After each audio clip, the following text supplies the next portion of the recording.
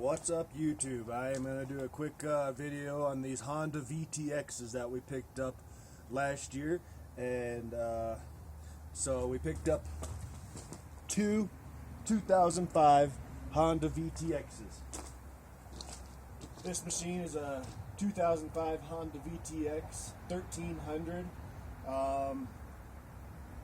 S, the spoked wheels, and the guy over here on your right is a 2005 Honda VTX 1300C, and the VTX C came with about 25,000 miles on it, and the VTX S right here we bought with the hair under 16,000 miles on it. By the time I got it home, I was over 16,000 miles.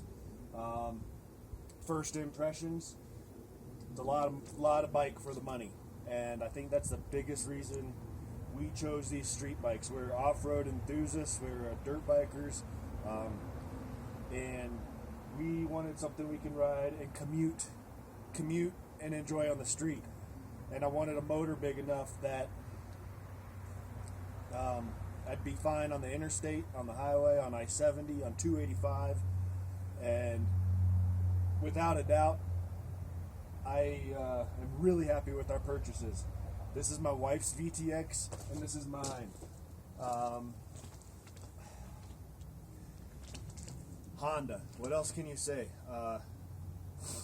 I've changed the oil on them, the final drives, and the engine oil as soon as we got them last year, and so far I'm over 2,000 miles on the S, and I'm not sure how much my wife has ridden this one. She's been commuting every day to work, but hasn't been on as many long rides as I've been putting on the S. So, first impressions,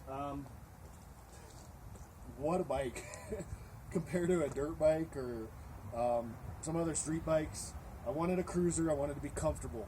I didn't want a crotch rocket, and I'm not looking for speed, although these bikes will do it.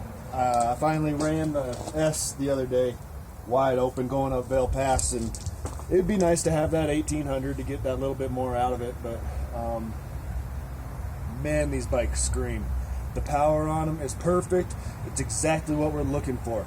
So being carbureted and above 10,000 feet, I would never know. Plugs are clean, and I've only checked on one of the bikes. Plugs are clean, no backfiring. Let me backtrack. I stored these bikes for the winter with race fuel because it doesn't go bad, ethanol-free race fuel that I run in the dirt bikes sometimes. When I fired them up and started riding it, they ran good, but there's definitely a little bit of, what do you call it? It was thumping pretty good, and that was at high octane. Then I ran about 2,000 miles on the S with low grade fuel, zero issues. Motor sounded beautiful, and the other day I was really curious about running a 91 octane, so I filled up a 91 octane on the S for a tank. I'm not going to do that again. I don't know if it's altitude, and I've also read, 91, you should not run that on the lower compression motors, but end of story. Above at this altitude and this altitude and being carbureted, the 85 octane is where it's at. It is a little harder because I keep higher octane for the dirt bikes, so now I've got to have two different cans, a low and a high, because I like to top off these bikes at home or have the option to. So I'm coming up on another oil change. I'm using Valvoline products. I'm using non-synthetic. I'm using conventional oil. A few reasons. I bought these bikes to see what they can do and introduce ourselves into street riding. So I'm going to change the oil on time. I'm using Valvoline, final drive and motor oil, motorcycle oil, conventional motorcycle Valvoline motor oil with a Wix filter, a Napa filter. And speaking of which, my hood is holding my phone on my Cummins right now, and I've got the oil draining out of it. I'm about to do a oil change. I am doing an oil change right now on the Cummins. I'm using Valvoline Blue, and I'm going to probably start running the Valvoline Blue synthetic in these bikes, but I want to make sure there's no molybdenum in the SOP for Valvoline diesel oil, although I use molybdenum additives in my diesel motors. You cannot use a molybdenum additive on a wet clutch system because it will cause those clutches to slip and fail prematurely. So here we go. Alright, 5 minutes in. We'll make it about 5 minutes longer. The S here, I kept an eye on this bike for months before I bought it, and she's a little dirty, but we actually waxed them last week. They are living outside but for the summer, but they're covered. We've been riding every day, if it's a mile or 200 miles. It's got the Batwing fairing, the medium, I don't know what that is, maybe a 14-inch windshield. I really like it, especially for up here. You guys have your opinions on the fairing. And then I've got the lowers on it as well. It definitely has a little bit of wind interference still, but I wear a full face helmet. Issues I've had, not a whole lot. I did a headlight. Well, my wife replaced the headlight on the C, and we put the Sylvania or whatever it's called, Walmart. It's like a $25 bulb, and man, I'm gonna be putting that bulb on here. It's bright. You can see it, in the mornings and evenings pulling in and out. We also put the crash guard on this bike. It did not come with one. I got that off Amazon, I think, for about $90 as well. So, good deal. It looks good. We bolted it on, and then it's just, yeah. Fork seals are looking good. Very impressed. We bought these bikes out of Colorado, out of a used car dealership. I mean, a used motorcycle dealer. I'll show the sticker, and I'm not endorsing them, but they are awesome. Very little hassle. They didn't help a whole lot, honestly, but I didn't ask for help. So, we went into the dealer, and I was going to go buy this bike here, the C. I was determined to buy this C. That morning, my wife, she said, I want to go to the dealer, and if you're getting a street bike, I'm getting a street bike. I was like, oh, shit. So, we hit the road, went to Denver, and I was looking at both these bikes. I've wanted this bike for months before I purchased it, but I was going to buy this one. The difference was a few $100s, and I wanted cheap, and I wanted Honda, and I wanted a big motor. But we ended up leaving with both of these. They had two Honda VTX 1300s at the used motorcycle dealer. My wife was looking at a Yamaha, at Honda Shadows, several other bikes. I said, babe, I'm getting this bike, but I'd prefer it if I bought this bike and we also get this bike and we both have the same bikes for a few reasons. I know if I'm running hot on the highway, you'll have no problem keeping up, which is true, and it is proven true. The other reason is maintenance. Stupid easy maintenance on both machines. Done the oil changes. The clutches feel the exact same. Again, about 25,000 miles, about 27,000 and about 17,000 miles on these bikes now. I've ridden about 2,000 miles in the past 2 weeks, just taking off every day, heading to Fairplay, heading to BV, heading to Fort Collins. I've kind of made my rounds during the Coronas. Another thing we've done on these VTXs is I bought a strobe LED, and I put them on the back of both these. I think I got 2 bulbs for about $8 on Amazon Prime. Man, those things strobe. They get your attention. They're bright. So I'm happy with that. My bike came with these cheesy saddlebags, which I actually have the receipt from 2005, and if I paid that much, I wouldn't be calling them cheesy, but they're cheesy. But I keep them loaded up I keep my first aid kit in here and rain jacket and some tools. And on the other side is my dailies. Water, food, you know. And then sometimes I've been wearing a backpack. I have been hand calculating these machines at about 38 to 41 miles per gallon. I have made it 160 miles before hitting reserve on odometer. Average is 150. I like to fill up at 120. I have gotten up to 184 miles on one single tank on reserve, coming back from Lake George. These bikes are going to be used primarily for commuting and everything. So I bought them to save miles on our trucks. We have this truck.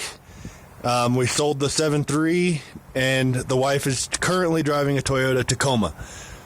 I hate that truck. I love this truck. I hate the Toyota. We're selling it.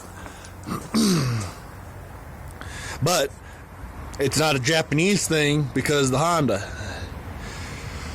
I'm so impressed with these bikes. They're in very good condition. Guys talk about replacing the shock bushings, but these are showing a little bit of wear.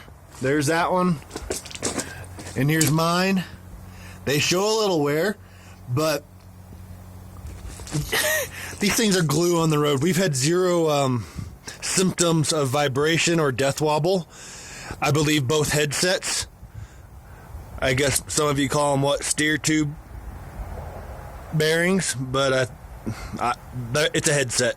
So the industry I came from, that's a headset. The headset bearings have not been replaced. I believe they're OEM.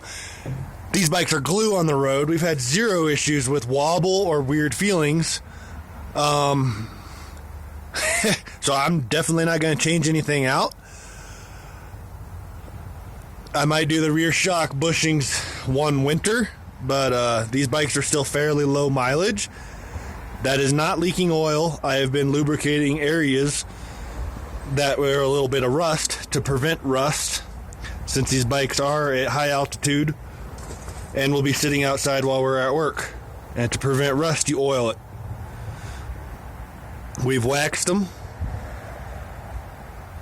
They're flawless bikes, not really any dents or scratches.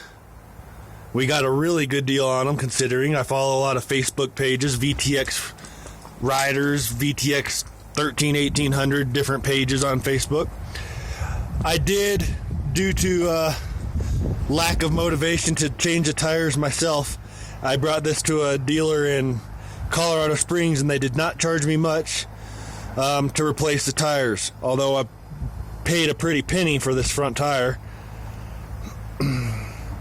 That's the ME888 Marathon Ultra 140 80 17.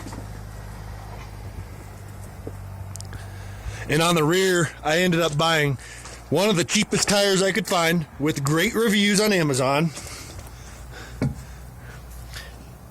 It is this Cruise with that tread pattern, which had wonderful reviews on Amazon, people running on Goldwings, as well as the VTX. And this is after 2,000 miles. There's literally minimal to no wear showing. But let's talk about that. This bike has the Dunlops. Looks like the same tires that came on it, but there's no way this is original because there's zero dry rot. If they are original, no, there's no way there's original because it's 15,000 miles and they've got really good tread on them. So, if you look at the shape of this tire, I'm not sure. It's extremely stiff, and it's got this sidewall here, and it's a bear. For those who follow my YouTube, I live on Hoosier Pass in Colorado, and so a lot of twisties, and this bike is a bear in the corners. I mean, I'm used to riding adventure dirt bikes, and I do fine on the corners. I'm very comfortable. I can do what I need to do, but my wife actually puts me to shame. I look back, man, does she look comfortable? Come on, focus camera. She looks so comfortable on this bike, And in the corners, she looks like she's taking them, apexing it, chicaning the corners so much smoother than I am. One, I contribute to the handlebars. Secondly, the tires. Obviously, first, the rider. But my wife might be a better rider than me, guys. So a lot of solo riding. What else should we talk about? I'm not sure. I'm not burning much oil. A little bit dirty. Wheels and stuff. These saddlebags have done their toll on the bike. But I don't care. I bought these bikes because it's a Honda. I do feel like it's a safe bike to ride for the wife and I. It's a Honda. It's got power. They're cheap. And man, am I happy and more impressed than I have ever been with a purchase. And if you need to know prices or would like to know the price range, you can feel free to, I don't even know how you can on YouTube, PM me. But let's just say I paid average for these bikes. And bought it at a used dealer, so they were detailed. This one I had all the service records. It came from Maryland. It's been all over the country. Another guy named like Salmon or something owned it.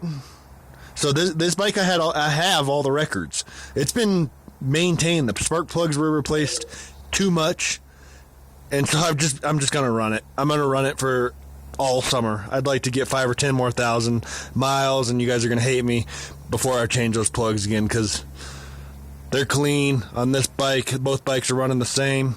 I do not have any service records on this one, but this one did come with with this on here.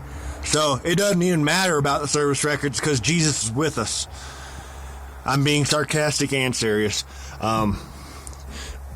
Always thank your Creator and pray for a safe ride. We all have our issues, and I'm not that much of the religious type, but I'm enough religious to not be too sarcastic about this. We were going to take it off, but it's one of those little guilt things. I guess I bet you some not racist guys, I love you guys, but I bet you a Hispanic Catholic guy owned this bike, and I do know the last guy of this one was probably maybe Middle Eastern. I am not assuming, and nothing wrong with that at all. But I feel like this bike has been ridden a little bit harder than this bike. I don't know what it is, but that's just my assumption, and I'm probably wrong. Although this bike has about 10,000 miles less. Future plans? Nothing. Ride it. Keep them going. Headlights, maybe some LEDs. I'm going to be commuting early morning, about 3 in the morning. My commute is about 65 miles each way over the Continental Divide on I-70. So I'm going to be riding that. Wife rides this about 25 miles each way commute. She's loving it. She's blown me away on it. Of her confidence and her proving to be able to handle a bike so safely. Thank you for following me. My battery's dying on my cell phone. I'm trying to pack some information on here. Please ask some questions. And you guys stay safe. Support small business. Eat good beef. I'll talk to you later.